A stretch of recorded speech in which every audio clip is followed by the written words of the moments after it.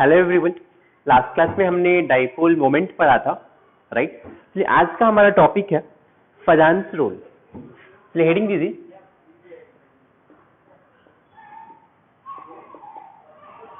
फजान्स rule. तो फजान्स rule में basically हम लोग पढ़ने वाले हैं कोई भी आयोनिक कंपाउंड है, राइट। आपको आयोनिक कंपाउंड पता है। आयोनिक कंपाउंड मीन्स जो केटायन और एनायन के अट्रैक्शन से मिलकर बना है। जैसे मान लीजिए Na+ है और Cl- है। तो फजान्स रूल ये बोलता है कि कोई भी आयोनिक कंपाउंड 100% आयोनिक नहीं होता है। मीन्स इसमें कुछ कोवैलेंट कैरेक्टर आता है। फिर से मीन्स कोई भी आयोनिक कंपाउंड है, इसमें 100% आयोनिक कैरेक्टर नहीं होगा। आयोनिक कंपाउंड में भी कोवैलेंट कैरेक्टर होता है। अब इस स्टेटमेंट का मतलब क्या होता है, तो ये हमें यही इस टॉपिक में समझना है। तो बेसिकली फजान्स रूल डिस्कस करेगा covalent character in ionic compound.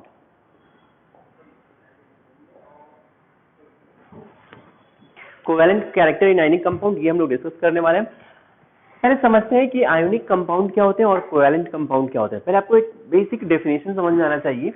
Ionic compound means let's say अगर A+ है और B- है, just cation means plus charge और माइनस चार्ज है, इन दोनों के बीच में इलेक्ट्रोस्टैटिक फोर्स ऑफ अट्रैक्शन को बोलते हैं आयोनिक बॉन्ड। समझ में आ रहा है? सिर्फ और सिर्फ प्लस एंड माइनस के बीच में जो अट्रैक्शन हो रहा है, इस अट्रैक्शन को बोलते हैं आयोनिक बॉन्ड, राइट। लेकिन कोवैलेंट बॉन्ड क्या होता है? कोवैलेंट बॉन्ड मींस दो एटम होंगे A एंड B एंड इनके बीच में इलेक्ट्रॉन पेयर का क्या होगा? शेयरिंग होगा। क्लियर है? तो अगर A एंड B के बीच में अगर इलेक्ट्रॉन डेंसिटी आ रहा है, इनके बीच में इलेक्ट्रॉन शेयर हो रहे हैं, तो इस बॉन्ड को बोलेंगे कोवैलेंट बॉन्ड। बहुत ही सिंपल है। आयनिक बॉन्ड मींस जस्ट दो आयंस रहेंगे, आयंस के बीच में प्योर इलेक्ट्रोस्टैटिक अट्रैक्शन को बोलते हैं आयोनिक बॉन्ड। और कोवैलेंट बॉन्ड मींस दो एटम है, इनके बीच में इलेक्ट्रॉन पेयर का शेयरिंग होगा, मींस इनके बीच में इलेक्ट्रॉन डेंसिटी रहेगा। जितना ज्यादा इलेक्ट्रॉन शेयरिंग रहेगा उतना ज्यादा कोवैलेंट कैरेक्टर है। क्लियर है? अब देखिए क्या होता है, फजान ने ये बोला कि कोई भी आयनिक कंपाउंड 100% आयनिक नहीं होता है, इसमें कोवैलेंट कैरेक्टर होता है। आप चाहे तो एक लाइन लिख सकते हैं, ये लाइन फिर अपन डिस्कस करते हैं ऐसा क्यों होता है। देखिए कि no ionic compound is, just इसमें एक लाइन लिख लीजिए, no ionic compound is, no ionic compound is 100% ionic in nature. No ionic compound is 100% ionic in nature. हो गया? अब आप ये बताओ आयोनिक बॉन्ड कब फॉर्म होगा? जब केटायन और एनायन पास में आएंगे तो आयोनिक बॉन्ड फॉर्म होगा। क्लियर है? आप एक लाइन ये भी चाहो तो लिख सकते हो, ionic bond is formed, ionic bond is formed when cation and anion come close together. When cation and anion come close together. अब ये जब केटायन और एनायन अगर पास में आएंगे, अब सोचिए क्या होगा। अब ये समझने का ट्राई करते हैं। आपको पता है केटायन और एनायन में केटायन का साइज जनरली स्मॉल होता है, एनायन का साइज जनरली लार्ज होता है। इतना क्लियर है आपको? हमने ये पीरियोडिक टेबल में पढ़ा था, केटायन स्मॉलर होता है और एनायन का साइज लार्ज होता है। आप समझे कि आपके पास कोई केटायन है ए, राइट, इसका न्यूक्लियस, मैं यहाँ पे लिख देता हूं, न्यूक्लियस रहेगा इसका। फिर ये बहुत ही स्मॉल रहेगा, मतलब इसके पास इलेक्ट्रॉन भी रहेंगे। आप पूछ सकते हो केटायन में इलेक्ट्रॉन कैसे आया? यार बहुत ही सिंपल है, Na+ है तो Na+ के पास 11 प्रोटॉन रहेंगे और 10 इलेक्ट्रॉन तो रहेंगे। तो कोई भी केटायन है, सेंटर पे न्यूक्लियस और इलेक्ट्रॉन क्लाउड रहेगा, राइट। एनायन है, यहां भी जैसे मान लो Cl- है, Cl- के पास भी प्रोटॉन होंगे, 17 प्रोटॉन तो होंगे, मींस इसका भी एनायन का भी न्यूक्लियस होगा और क्या होगा, यहाँ पे इलेक्ट्रॉन क्लाउड रहेंगे। लेकिन एनायन का साइज जनरली ज्यादा होता है केटायन से।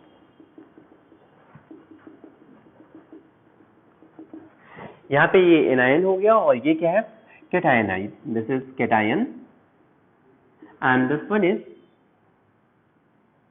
एनायन। क्लियर है? अब क्या होगा, जैसे ही कैटायन और एनायन पास में आएंगे इनके बीच में अट्रैक्शन तो होगा, वो आयनिक बॉन्ड हो गया, लेकिन अब एक और फिनोमेना होगा। क्या होगा, यहाँ पे इसका न्यूक्लियस है, कैटायन का न्यूक्लियस क्या करेगा, एनायन के इलेक्ट्रॉन क्लाउड को अट्रैक्ट करेगा, साथ में एनायन का न्यूक्लियस कैटायन के इलेक्ट्रॉन क्लाउड को अट्रैक्ट करेगा, बिकॉज यहाँ पे इलेक्ट्रॉन क्लाउड पे नेगेटिव चार्ज, न्यूक्लियस पे पॉजिटिव चार्ज, तो प्लस एंड माइनस में अट्रैक्शन होगा। यहाँ पे कैटायन का प्लस और एनायन का इलेक्ट्रॉन, यहाँ पे प्लस माइनस में अट्रैक्शन होगा। ऑलराइट, अब क्या होगा कि अगर इस अट्रैक्शन से मान लीजिए अगर एनायन का न्यूक्लियस है, ये इलेक्ट्रॉन को, कैटायन के इलेक्ट्रॉन को अट्रैक्ट करेगा, तो अब क्या होगा, ये जो कैटायन है इसमें डिस्टॉर्शन होगा।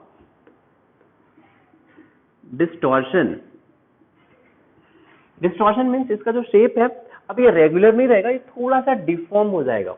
मीन्स अब क्या होंगे, इलेक्ट्रॉन थोड़ा सा एनायन के साइड में शिफ्टेड रहेंगे। क्लियर है? लेकिन आपको पता है कि कैटायन का साइज स्मॉल होता है, कैटायन का साइज स्मॉल होने से न्यूक्लियस और इलेक्ट्रॉन में डिस्टेंस बहुत ही कम है, तो इसके इलेक्ट्रॉन, किसके, कैटायन के इलेक्ट्रॉन न्यूक्लियस से स्ट्रांगली बाउंडेड रहेंगे। तो अगर स्ट्रांगली बाउंडेड होंगे तो ये इजीली डिस्टॉर्ट नहीं होंगे। लेकिन एक चीज और होगा, अब जो कैटायन का न्यूक्लियस है ये एनायन के इलेक्ट्रॉन को अट्रैक्ट करेगा। अगर अट्रैक्ट करेगा तो अब क्या होगा, जो एनायन के इलेक्ट्रॉन क्लाउड है ये किधर शिफ्ट होंगे, कैटायन के पास में शिफ्ट होंगे।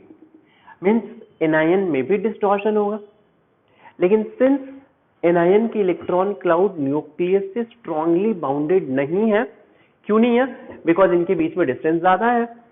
तो अब अगर स्ट्रांगली बाउंडेड नहीं है तो अब क्या होगा, ये जो इलेक्ट्रॉन है ये इलेक्ट्रॉन कैटायन के साइड में शिफ्ट होते जाएगा। मीन्स कैटायन में भी डिस्टॉर्शन होगा, एनायन में भी डिस्टॉर्शन होगा, लेकिन कैटायन में डिस्टॉर्शन बहुत ही कम होने वाला है, एनायन में रिलेटिवली डिस्टॉर्शन ज्यादा होगा। अब डिस्टॉर्शन से क्या होगा, कैटायन और एनायन के बीच में इलेक्ट्रॉन डेंसिटी डेवलप हो रहा है। मीन्स आप बोल सकते हो कि कैटायन है, A+ है, B- है, इनके बीच में थोड़े बहुत इलेक्ट्रॉन शेयर हो रहे हैं।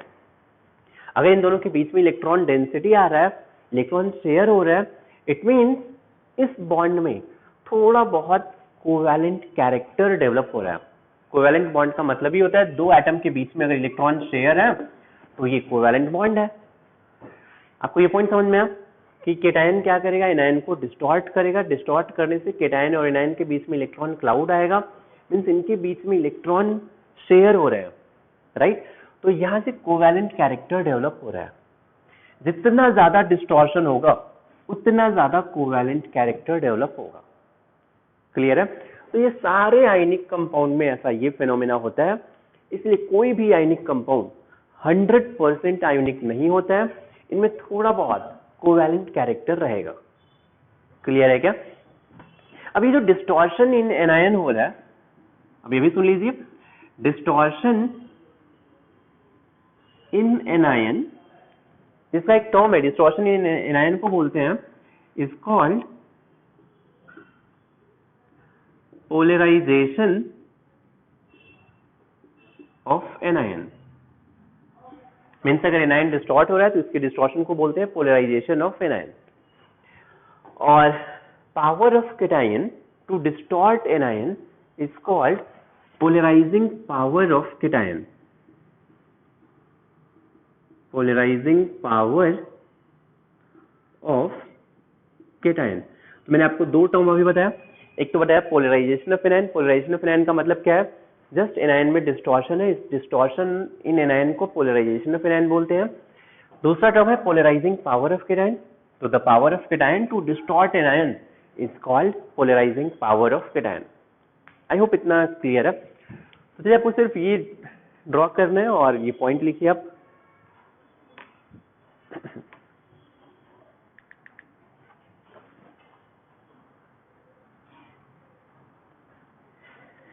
लिखिए आप कि electron cloud of cation, electron cloud of cation is attracted by electron cloud of cation is attracted by nucleus of anion. Electron cloud of cation is attracted by nucleus of anion. Simultaneously, क्या लिखा आपने कि electron cloud of cation is attracted by nucleus of anion. Simultaneously electron cloud of anion, लिखिए simultaneously electron cloud of anion is attracted by nucleus of cation. Simultaneously electron cloud of anion is attracted by nucleus of cation. As a result of this,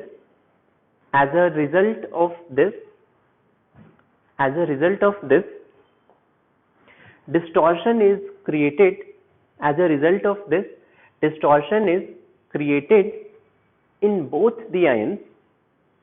As a result of this, distortion is created in both the ions,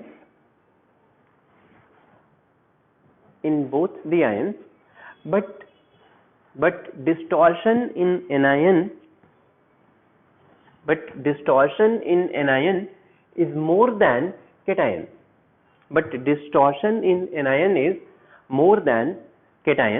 क्यों होता है आपको reason पता है.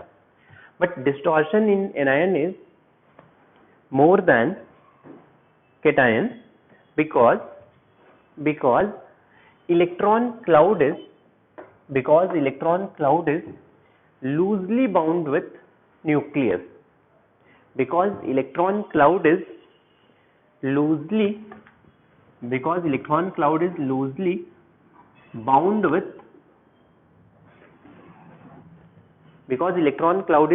bound with nucleus. आगे ये point भी लिख लीजिए कि distortion in anion is called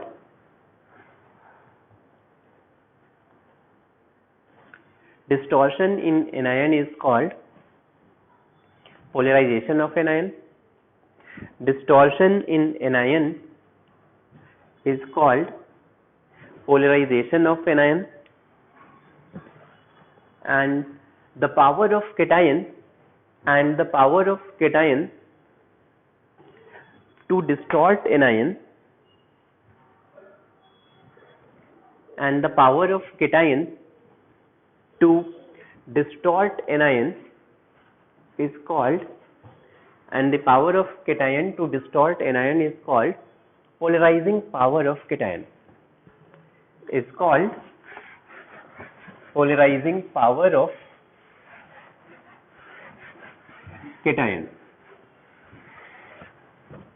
clear है. आप एक चीज बोल सकते हैं कि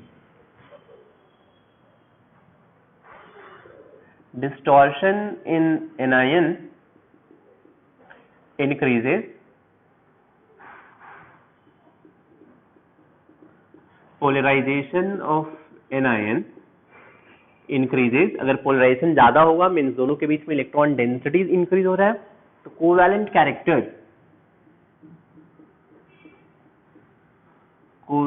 कैरेक्टर इंक्रीजेस. अगर बॉन्ड में कोवैलेंट कैरेक्टर इंक्रीज हो रहा है तो आयोनिक कैरेक्टर क्या होगा, डिक्रीज होगा. तो आयोनिक कैरेक्टर डिक्रीजेस. ये पॉइंट आपको समझ में आना चाहिए.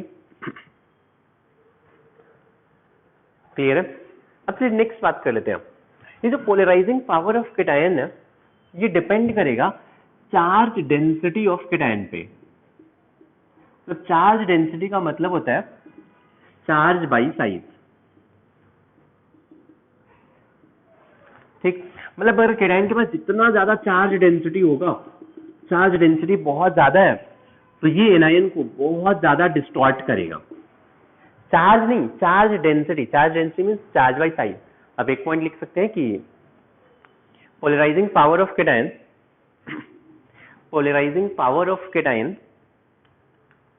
depends on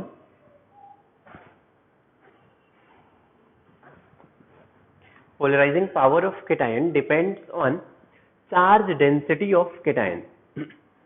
Polarizing power of cation depends on charge density of cation. आप चाहे तो लिख लीजिए कि चार्ज डेंसिटी क्या होता है. तो चार्ज डेंसिटी को अपन पाई से रिप्रेजेंट करते हैं. ठीक, charge density is charge by size. हो गया.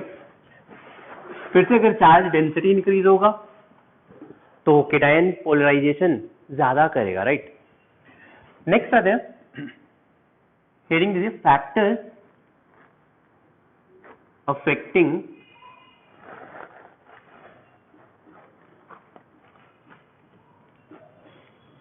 polarization of anion.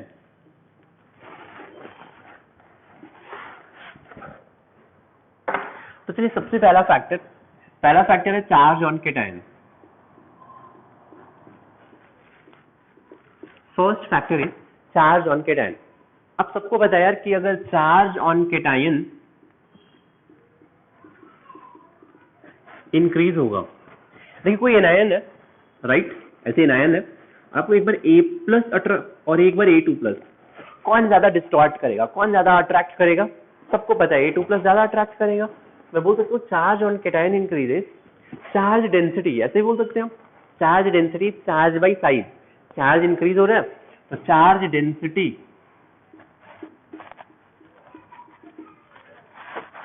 इंक्रीज होगा. चार्ज डेंसिटी इंक्रीज होगा तो polarising power of cation increase होगा. अगर केटायन का पोलराइजिंग पावर इंक्रीज होगा तो पोलराइजेशन इन एनायन, ये भी क्या होगा, ये भी इंक्रीज होगा. अगर पोलराइजेशन इन एनायन इंक्रीज होगा तो कोवैलेंट कैरेक्टर इंक्रीज होगा, आयोनिक कैरेक्टर डिक्रीज होगा. आई होप ये समझ में आया होगा. जैसे मान लीजिए अगर मैं एक सिंपल सा एग्जांपल ले लूं. आपके पास है NaCl, MgCl2 और AlCl3. 3 मॉलिक्यूल दे दिया मैंने. एनायन तो सब में सेम ही है, Cl-Cl-Cl-. Na पे चार्ज +1 है, यहाँ भी +2 है, यहाँ पे +3 है. क्लियर है. देखा जाए अगर मैं लेफ्ट टू राइट जाऊंगा तो चार्ज ऑन केटायन इंक्रीज हो रहा है. तो चार्ज ऑन केटायन इंक्रीज होगा तो चार्ज डेंसिटी इंक्रीज हो रहा है. चार्ज डेंसिटी इंक्रीज होगा तो polarising power of cation increase होगा. Polarising power of cation increase होगा तो पोलराइजेशन इन एनायन इंक्रीज होगा. कोवैलेंट कैरेक्टर इंक्रीज होगा. Means covalent character increases, ionic character decreases.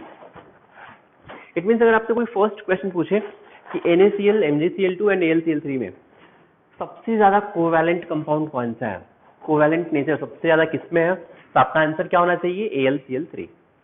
सबसे ज्यादा आयोनिक नेचर किसमें है, तो NaCl में. क्लियर है. चलिए सेकंड फैक्टर पे आते हैं.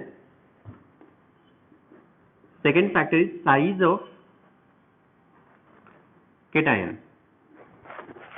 चलिए अगर अपन साइज ऑफ केटायन देखें, देखो फिर से अगर मैं मान लूं कि चार्ज सेम है, 2 केटायन है, दोनों पे चार्ज सेम है. एनायन को डिस्टॉर्ट करना है. एक बार छोटू सा केटायन है, एक बार बहुत बड़ा सा केटायन है. चार्ज दोनों का मैग्नीट्यूड सेम है. अब मैं साइज देख रहा हूं तो जिसका साइज स्मॉलर होगा, charge density is charge by size. Charge density is charge by size. यही होता है. अगर मैं साइज कंपेयर कर रहा हूं तो मैं मान रहा हूं कि चार्ज डेंसिटी सेम है. तो जिसका साइज ज्यादा होगा चार्ज डेंसिटी कम होगा. तो आप बोल सकते हैं कि size of cation increases, charge density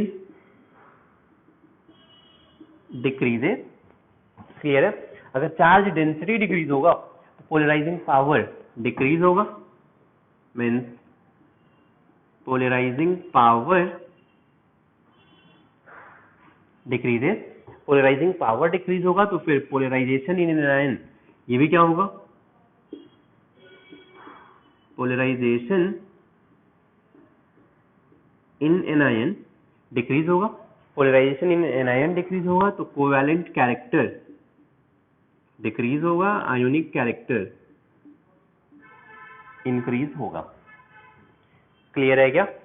जैसे मान लीजिए इसमें कुछ एग्जांपल ले लेते हैं, Li plus, Na plus, K plus, Rb plus, caesium plus.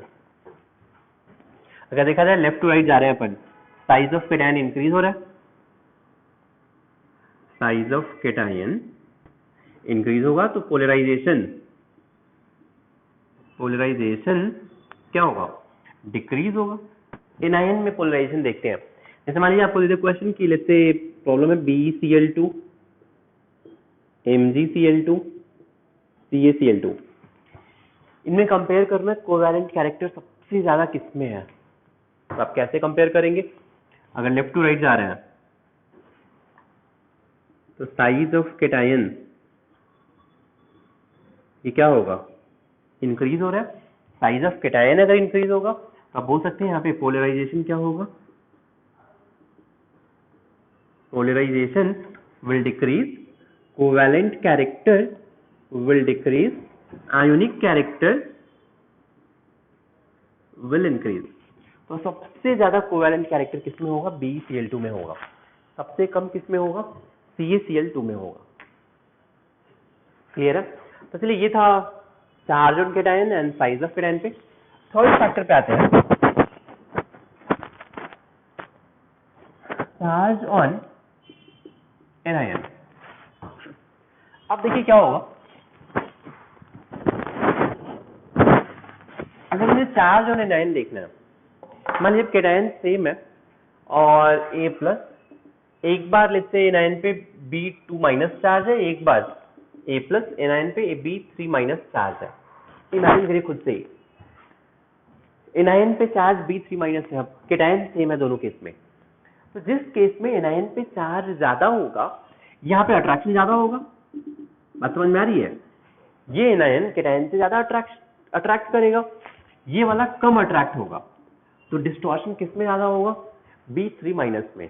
Anion में अगर चार्ज ज्यादा है तो कैटायन से ज्यादा अट्रैक्ट होगा, ज्यादा अट्रैक्ट होगा तो फिर डिस्टॉर्शन भी ज्यादा होगा। तो आप बोल सकते हैं charge on anion increases, power से मतलब मैं पोलराइजेशन बोल सकता हूं। तो charge on anion increases, polarisation increases, covalent character increases, ionic character decreases. जैसे मान लीजिए आपके पास अगर ऐसा कोई क्वेश्चन आ जाए कि sodium fluoride, sodium oxide, sodium nitrite, या फिर आप चलो कुछ और ले लेते हैं, तो ये भी कर सकते हो आप। ये मैं लिथियम ले लेता हूँ, lithium fluoride, lithium oxide and lithium nitrite. ठीक, अगर इनमें देखा जाए कि सबसे ज्यादा कोवैलेंट कैरेक्टर किसमें है, तो ये Li प्लस तो सब में कॉमन है, Li plus one, Li plus one, Li plus one common है। डिफरेंस क्या है यहाँ पे? F पे -1, O पे -2, N पे -4। राइट, एनायन F पे -1 है, O पे -2 है, N पे -3 है। तो अगर आप लेफ्ट टू राइट जा रहे हैं, चार्ज ऑन एनायन क्या हो रहा है? इंक्रीज हो रहा है। तो अगर चार्ज ऑन एनायन इंक्रीज होगा तो आप एक चीज बोल सकते हो, पोलराइजेशन इन एनायन इंक्रीज होगा, कोवैलेंट कैरेक्टर क्या होगा? ये इंक्रीज होगा। तो सबसे ज्यादा कोवैलेंट कौन सा होगा? Li3N होगा। क्लियर है? नोट कर लीजिए। चलिए फोर्थ फैक्टर पे आते हैं, साइज ऑफ एनायन।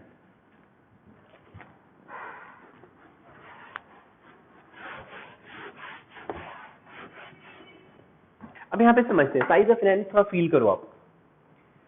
अभी चार्ज सेम है, कैटायन सेम है, एक बार B माइनस जैसे छोटा सा एनायन है, एक बार B माइनस बड़ा सा एनायन है। राइट, किसमें पोलराइजेशन ज्यादा होगा? अब खुद से ही लॉजिक लगाओ, आप खुद से ही सोच सकते हो। कैटायन तो सेम है, अट्रैक्ट करने वाला सेम है। राइट, अब क्या होगा कि B पे माइनस चार्ज है, न्यूक्लियस से इलेक्ट्रॉन कम डिस्टेंस है, लेकिन यहाँ पे न्यूक्लियस से इलेक्ट्रॉन ज्यादा दूर है।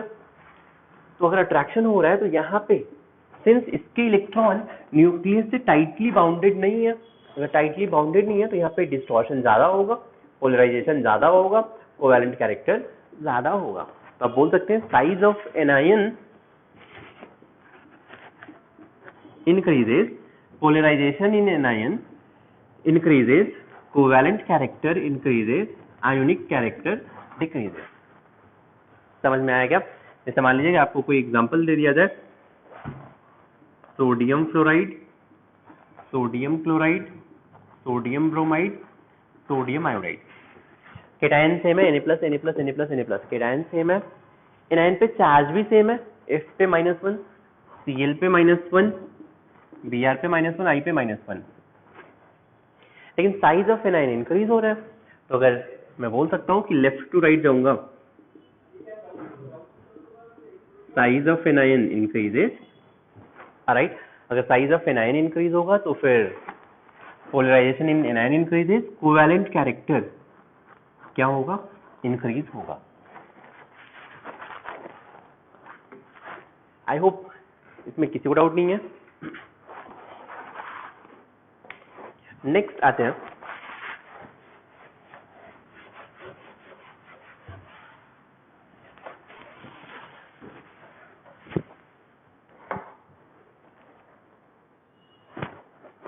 अगर आपको ये समझ में आ गया, फोर्थ फिफ्थ फैक्टर है टाइप्स ऑफ केटायन। देखिए केटायन में भी अगर कोई एस ब्लॉक का केटायन है और कोई डी ब्लॉक का केटायन है तो याद रखें कि पोलराइजिंग पावर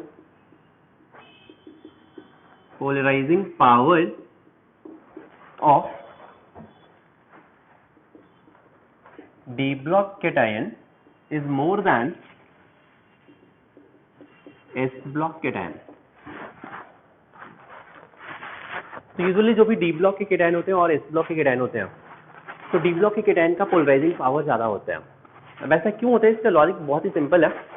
जो एस ब्लॉक के केटायन है, जैसे मान लीजिए कि आपने कोई जैसे पोटेशियम ले लिया, K+ ले लिया, जिसका electronic configuration 1s2, 2s2, 2p6, 3s2, 3p6 होगा। पोटेशियम का अगर सिर्फ पोटेशियम ले लेते तो 3s 4s1 लास्ट में आता। लेकिन अगर आपने कोई डी ब्लॉक का केटायन ले लिया, जैसे जिंक 2+, इसी पीरियड में जिंक 2+ है, इसका electronic configuration 1s2, 2s2, 2p6, 3s2, 3p6, 4s2 तो गायब हो गया, 3d10 है, राइट। इनमें क्या होता है? डी ब्लॉक केटायन में क्या होता है? डी में इलेक्ट्रॉन होते हैं, n-1 डी में इलेक्ट्रॉन होंगे। तो मैं यहाँ पे लिख सकता हूँ यार कि जिंक 2+ में क्या होगा? डी ब्लॉक के केटायन में क्या होगा? n-1 डी में इलेक्ट्रॉन प्रेजेंट रहेंगे। समझ में आ रहा है?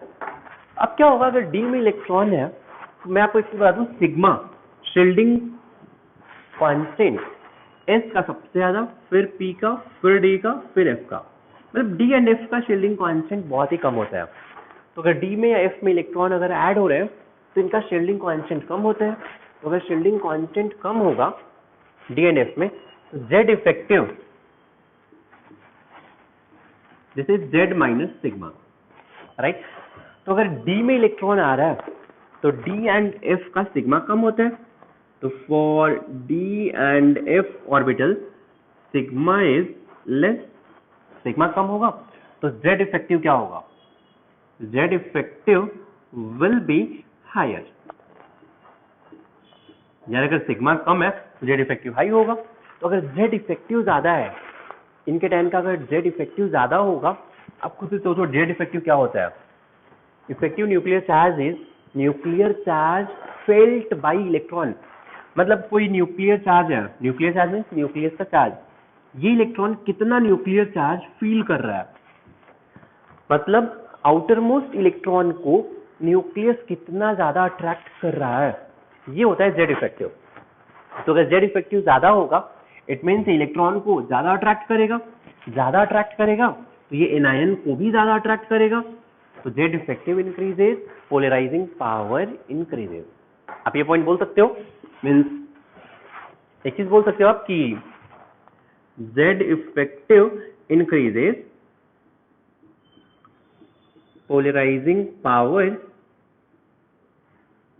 ऑफ कैटायन इंक्रीजेस, इसीलिए डी ब्लॉक कैटायन का पोलराइजिंग पावर ज्यादा होता है। ये लाइन ध्यान रखो। फिर एक चीज और आप ये नोट में लिख सकते हो पॉइंट कि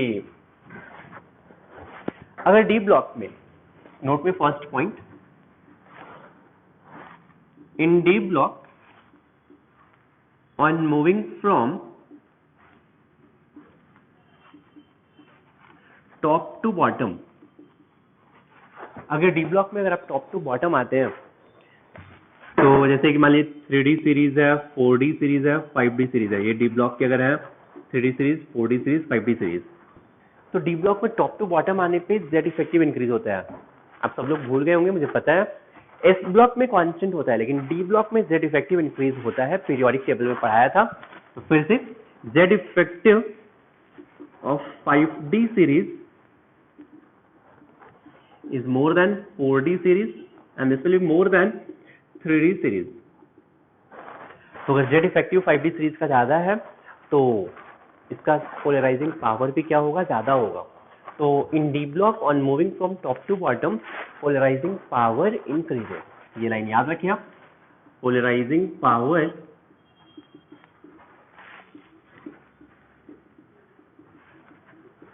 इंक्रीजेस। पॉइंट नंबर 1, जैसे इसमें एग्जांपल मान लीजिए अगर मैं आपसे दे दूं कि zinc 2+, cadmium 2+, Hg 2+, top to bottom आ रहे हैं, टॉप टू बॉटम में क्या होगा, पोलराइजिंग पावर इंक्रीज होगा। क्लियर है।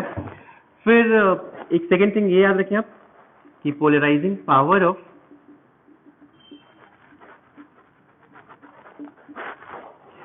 Be2+ एंड Al3+ में Be2+ का पोलराइजिंग पावर ज्यादा होता है। भले इसके पास चार्ज कम है लेकिन इसका साइज भी बहुत कम है। तो अगर ओवरऑल इसका चार्ज बाई साइज देखोगी तो ये वैल्यू ज्यादा होता है। याद देखो, नॉर्मली आप गलती ये करोगे ना कि बेरिलियम 2+ एंड Al3+ में Al3+ का पोलराइजिंग पावर ज्यादा टिक कर सकते हो। क्यों? क्योंकि आपको दिखेगा कि इसमें अच्छा चार्ज ज्यादा है तो पोलराइजिंग पावर ज्यादा होगा। लेकिन होता ये है कि बेरिलियम 2+ में चार्ज तो कम है लेकिन इसका साइज बहुत ही ज्यादा कम है। अगर साइज कम है तो पोलराइजिंग पावर इंक्रीज हो जाएगा। इसलिए एक पॉइंट ये ध्यान रखें कि बेरिलियम 2+ का पोलराइजिंग पावर Al3+ से ज्यादा होता है। ये पॉइंट याद रखें। नेक्स्ट अगर अपन, ये तो 5 फैक्टर आपका ध्यान रखें। फर्स्ट फैक्टर क्या था कि charge on cation increases, polarising power increases, polarisation increases. Size of cation increases, charge density decreases, polarisation decreases. Third था charge on anion increases, polarisation increases. Fourth factor था basically size of anion increases, polarisation increases.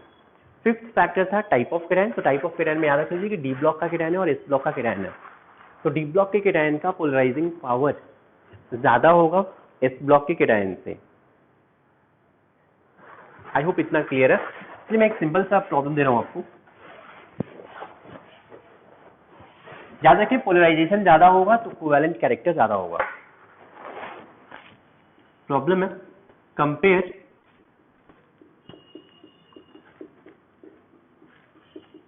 Covalent character.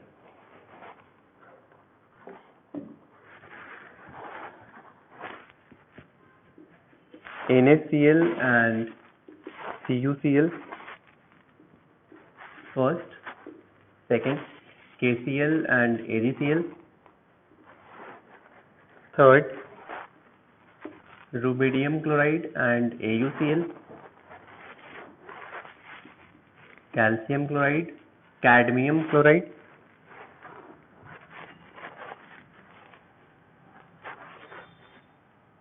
fifth is zinc,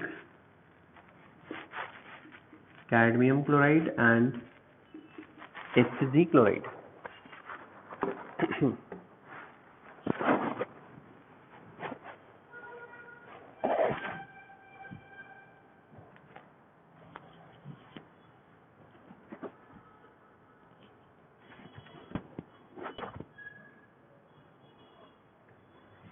चलिए इसमें अगर आपको covalent character देखना है तो Cl minus, देखो यहाँ पे एनायन मैंने सेम रखा है दोनों में, राइट।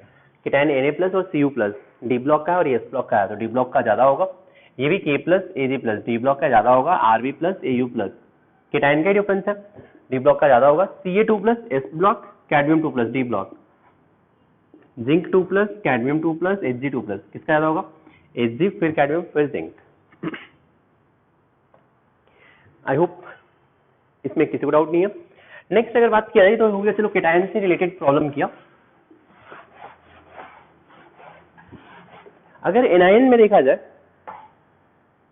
राइट, तो मान लीजिए आपके पास है N3 minus O2 minus F minus Cl minus Br minus I minus P3 minus S2 minus.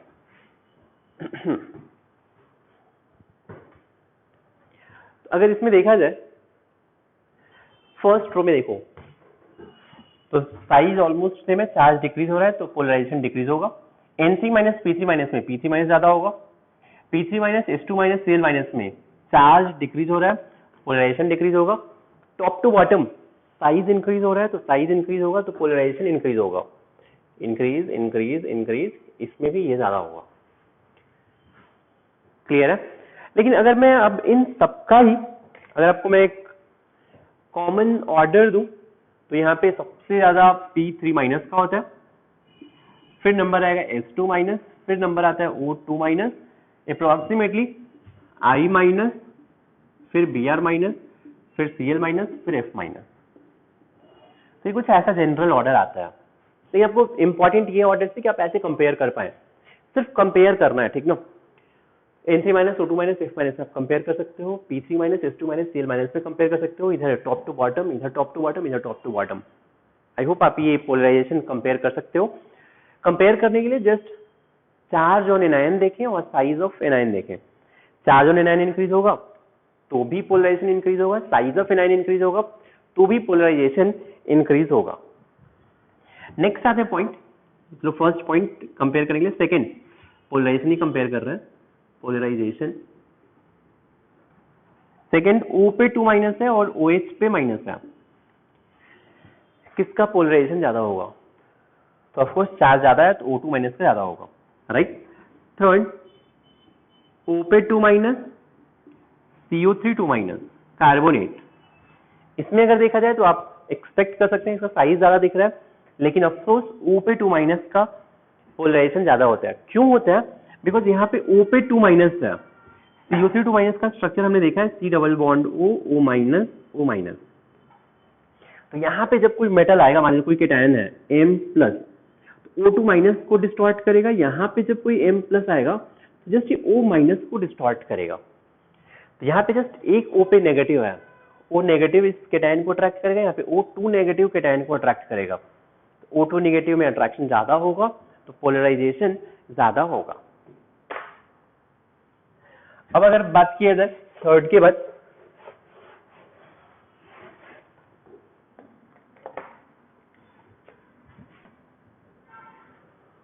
Fourth SO4 3 minus, फिर PO4 3 minus, CO3 2 minus, SO4 2 minus, SO3 2 minus, NO3 minus, NO2 minus.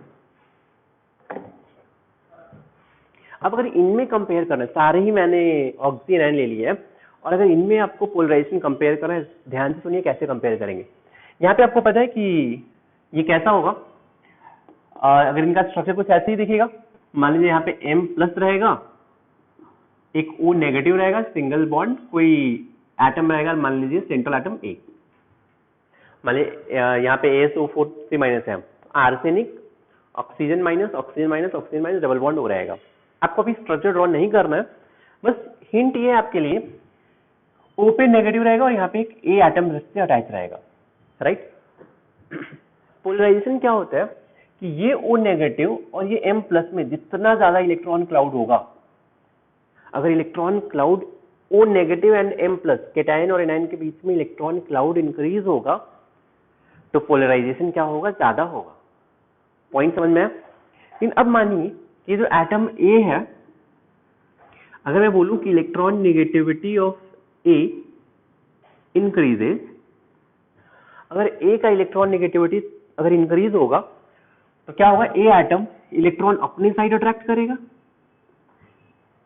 अगर मान लीजिए कि अगर A atom का मैं electron negativity increase करते जाऊं तो ये जो नेगेटिव चार्ज है O का, O नेगेटिव A के पास इलेक्ट्रॉन डोनेट करेगा।